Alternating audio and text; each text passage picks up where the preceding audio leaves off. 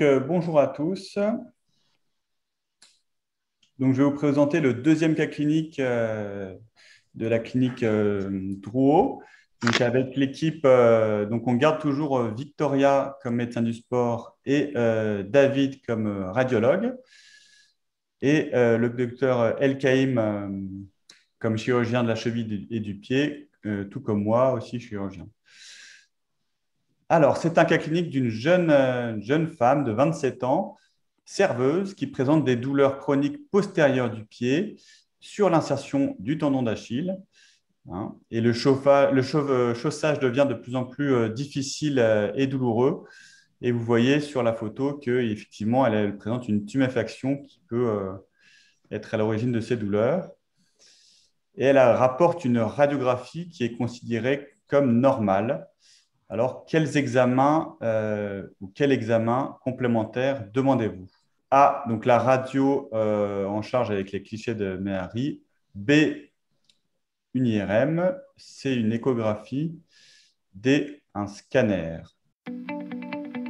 Donc, vous avez répondu en grande majorité une échographie, et puis pour 2 tiers d'entre vous, et 1 tiers d'entre vous a répondu une IRM. Alors, effectivement, je vais montrer la réponse. Voilà, donc la réponse était une radiographie face profil en charge, ou également une IRM, mais vous pouviez aussi demander une échographie. Donc, la radiographie reste indispensable pour étudier l'os et vérifier qu'il n'y a pas de calcification. Et puis, bien évidemment, si vous voulez étudier les parties molles d'un talon douloureux, eh bien, on va toujours s'orienter vers l'étude du tendon d'Achille, de la bourse pré-ou-rétro-calcanéenne, et éventuellement rechercher un œdème dans l'os. Donc ça ne se verra qu'en IRM, mais on peut se contenter d'une échographie qui ne verra absolument pas ce qui se passe dans l'os, mais par contre étudie parfaitement, et là encore, pour un examen d'une bonne rentabilité, le tendon d'Achille, puisqu'il suffit de poser la sonde sur le tendon d'Achille et le talon pour voir parfaitement l'intage du tendon, l'existence d'une poche liquidienne inflammatoire. Et donc, sur ce patient, eh bien, la radiographie qui avait été initialement considérée comme normale, eh bien, vous voyez, en fait, elle n'était pas si normale que ça, puisqu'il présente un rebord du calcanéum sur son bord postéro-supérieur, pardon, qui est assez pointu, comme ça, qui est très saillant. On a presque l'impression que c'est une exostose. C'est une déformation constitutionnelle, mais ces formes de calcanéum qu'on incrimine dans la maladie d'Aglund, eh bien, peuvent occasionner des douleurs. Et on va rechercher en même temps, lorsqu'on fait la radiographie, toujours des pieds en charge. Et ça, il faut que vous vérifiez quand vous demandez à vos radiologues des radiographies de cheville. En général, la facilité fait que le patient est allongé sur une table de radio et donc il est allongé en décharge. Une radiographie de pied, ça se fait toujours debout, en charge, dans la position de la vie, c'est-à-dire statique. Et donc, ça permet de mettre l'appui plantaire et donc de déterminer comment se fait l'appui plantaire. Et donc, on va voir justement s'il existe un pied creux, un pied plat et éventuellement donc l'orientation de votre calcanéum qui peut être éventuellement verticalisé.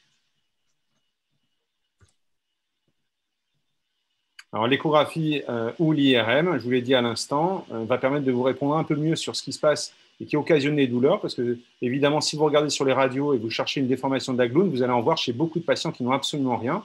Par contre, chez ces patients qui sont douloureux et qui ont cette déformation, on va rechercher soit un problème sur le tendon et son attache, soit un œdème de l'os et une bursite. Donc ici, vous avez 2 cas différents. Ici, vous avez un patient à gauche avec uniquement un énorme œdème, un peu de liquide inflammatoire, mais un tendon globalement indemne. Et puis sur la droite, l'image la plus sombre, eh bien, vous avez un tendon qui là a l'air de se désinsérer sur son versant antérieur. Il commence déjà un peu à se déchirer avec ce rebord calcanéen saillant qui est un peu agressif sur la face antérieure du tendon. Donc on a une triptyque avec l'atteinte osseuse, l'œdème, la déformation osseuse bien sûr, l'atteinte du tendon, et puis entre, vous avez cette bursite, cette poche d'eau liquidienne qui occasionne d'ailleurs les douleurs. Donc IRM ou échographie, très bon examen de première intention pour étudier ces douleurs de l'attache tendineuse achilléenne. Donc, quelle prise en charge proposez-vous? Victoria, je te laisse peut-être reprendre la main sur cette Alors, donc, question. chez cette patiente qui a une tendinopathie d'Achille sur maladie de Haglund, donc on va lui proposer petit A un bilan podologique avec semelle orthopédique au décours et adaptation du chaussage, petit B de la kinésithérapie, petit C une infiltration et petit D une intervention chirurgicale d'emblée. Donc là, vous avez 30 secondes pour répondre à la question. Donc essentiellement, vous avez tous globalement proposé un bilan posturologique avec des semelles. Il me semble de la kinésithérapie, les réponses étaient assez partagées. J'ai plus la petite fenêtre des réponses. C'est ça, c'était en majorité, Donc, effectivement, les deux réponses données. on était globalement pas mal. Donc, les semelles orthopédiques vont permettre de mettre à la fois de l'amorti et de mettre un petit peu en position de repos le tendon d'Achille. Ils sont assez efficaces dans ce type de pathologie. On va quasiment les proposer d'emblée aux patients. Ensuite, bien sûr, on va passer à la diapo suivante, le traitement rééducatif avec un protocole de Stanisch classique, un travail excentrique, un travail de posture de toutes les chaînes postérieures du triceps sural. Et en absence de bursite importante ou de tendinopathie fissuraire, on pourra proposer sur des anthésopathies un petit peu d'onde de choc. Enfin, la filtration, elle va être pas faite d'emblée, elle va être plutôt discutée en deuxième intention, au cas où les traitements non invasifs ne fonctionnent pas. Par contre, un petit peu plus rapidement, on pourra proposer de la mésothérapie qui s'avère être efficace sur des tendinopathies inflammatoires et qui peut accompagner le traitement en rééducation. Et aussi, c'est vrai qu'on la pratique beaucoup chez des patients qui ont des échéances sportives à court terme pour accélérer un petit peu l'évolution des tendinopathies assez inflammatoires. Donc, voilà, on va passer à la question suivante. Donc, le traitement médical bien conduit pendant 6 mois, donc on s'est laissé quand même un peu de temps, ne permet malheureusement de ne pas soulager la patiente. Donc, il faut changer son fusil d'épaule. Hein. Que lui proposez-vous? Donc, soit on insiste, on poursuit la rééducation et éventuellement, donc, du coup, on tente une infiltration. Soit l'injection de plasma riche en plaquettes, hein, dont on parle souvent. Soit un avis orthopédique en vue d'une prise en charge chirurgicale. Soit on se dit que ça va passer, on se laisse encore un peu de temps et on lui dit que son métier de serveuse debout, il va peut-être falloir qu'elle change de métier. Voilà, donc vous avez en majorité choisi un avis orthopédique chirurgical. Donc, effectivement, au bout de 6 mois de traitement médical bien conduit, ça peut être c'est la meilleure alternative. Hein. Donc, c'est un traitement qu'on peut proposer en chirurgie ambulatoire. C'est la résection en fait de cette saillie supéro-externe osseuse qu'on peut réaliser sous arthroscopie, donc en chirurgie mini-invasive, avec 2 abords de part et d'autre de la base de l'insertion d'Achille. Et les suites sont assez simples car le patient a droit à un appui immédiat dans une botte de marche entre deux cales anglaises et donc on peut reprendre le sport progressivement dès le 2e mois. Donc vous voyez que c'est une intervention qu'on fait en décubitus ventral pour avoir un meilleur accès et on fait ça sous contrôle visuel, donc avec la caméra de l'arthroscope et on cède là, comme vous voyez sur la droite, du contrôle scopique où on a en début d'intervention la saillie qu'on vient fraiser en fait avec une fraise motorisée et ça permet de gommer complètement ce conflit. Donc, question 4, finalement la patiente est contente, le traitement a bien fonctionné et puis on la perd un peu de vue, puis elle revient finalement 5 ans après pour à peu près le même tableau clinique. Hein, je vous rappelle, une femme de 27 ans qui travaille beaucoup debout, mais pour l'autre pied cette fois-ci. Et donc, elle a encore fait une radio, elle revient vous voir et elle revient avec une radio qui est considérée comme normale. David, je te laisse reprendre la main. Oui, donc quand vous demandez quels sont vos diagnostics maintenant que vous avez vu cette radio, est-ce que vous trouvez qu'il y a des calcifications sur l'insertion du tendon d'Achille, un pied plat, une arthrose soutalienne ou une saillie calcanéenne d'Aglund? Donc maintenant que vous avez appris à analyser les images, vous devriez pouvoir redresser le diagnostic qui n'a pas été fait par le radiologue, qui a interprété cette image comme étant normale. Et je pense qu'on n'a même pas mis E normal, puisque vous êtes tous d'accord pour dire que cette radio n'est pas normale. Donc A, une saillie calcanéenne d'Aglund. B, l'existence de calcification sur la tâche du tendon d'Achille, qu'on ne voit pas sur une radio, mais qu'on devine dans le fenêtrage par Timol. Donc on devine même le tendon d'Achille sur une radio simple.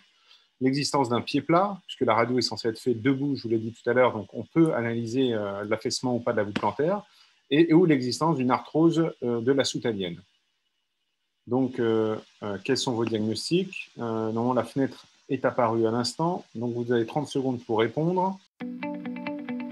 Et donc, vous avez répondu dans 85% des cas, bravo, l'existence d'une calcification ou deux calcifications au pluriel du tendon d'Achille. Un quart d'entre vous ont répondu qu'il y avait une maladie d'Aglund. Bien sûr, en fait, il y avait les deux.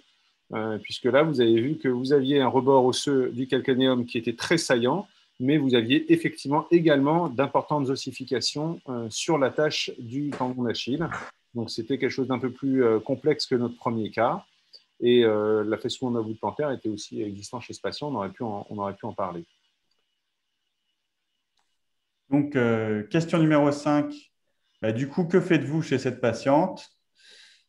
Le traitement médical, donc le repos, glaçage anti-inflammatoire. Le traitement chirurgical d'emblée, ça vous inquiète, le tendon va probablement souffrir, ça va lâcher. Rééducation et étirement de la chaîne postérieure et renforcement musculaire. Donc, ça aussi dans le traitement médical. Ou une infiltration, cette fois-ci de plasma riche en plaquettes.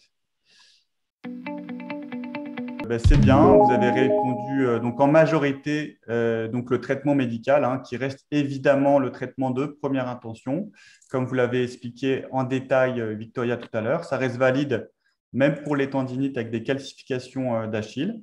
Hein, donc on ne va pas le redétailler précisément, c'est un petit peu dans les grandes lignes ce qu'on avait fait sur la question du début du cas clinique. Donc c'était traitement, les réponses A et C, quoi. Et donc, les infiltrations de PRP s'envisagent pour certains dans les tendinites comme alternative. Donc, ce n'est pas en première intention, hein, c'est plutôt en deuxième intention. Ça peut être une alternative aux infiltrations classiques. Hein. Et donc, en l'absence d'amélioration, eh bien, donc là, c'est un petit peu comme la première fois. Il faut se laisser quand même pas mal de recul. Il faut savoir que quand même, la maladie d'Aglund, ça s'opère assez rarement. Hein. Le traitement médical bien conduit, ça répond bien et ça permet de traiter une majeure partie des patients. Et donc, en cas d'échec du traitement médical, on se laisse au moins 6 mois. Et donc, les patients sont éligibles à une chirurgie ambulatoire, généralement cette fois-ci à ciel ouvert, où on combine à la fois l'exérèse de la saillie d'Aglund et la résection des calcifications associées à une réinsertion d'Achille, parce que souvent, on a des petites désinsertions d'Achille qu'il faut remettre. Et donc, les suites opératoires sont un petit peu plus lourdes, avec un appui post-opératoire immédiat, une auto-rééducation, puis donc les 3 premières semaines, puis une rééducation en kiné de ville par la suite, et la reprise du sport, mais qui se fait donc plus longtemps après, comme on a fait une réinsertion du tendon, on attend de sécuriser la cicatrisation. Donc là, c'est juste pour illustrer, vous voyez que cette fois-ci, c'est en chirurgie conventionnelle, hein, vous avez une cicatrice sur la gauche qui est largement plus importante, du coup avec des risques opératoires qui sont quand même augmentés. Et vous voyez donc sur la droite la radio post-opératoire où on a gommé, on a effacé ce conflit. Et vous voyez la présence d'encre qui permettent de réinsérer solidement le tendon d'Achille. Et on en a profité pour enlever les calcifications. Donc maintenant, je vais passer la parole pour le cas clinique numéro 3 avec le docteur Elkaïm. Merci beaucoup pour votre attention.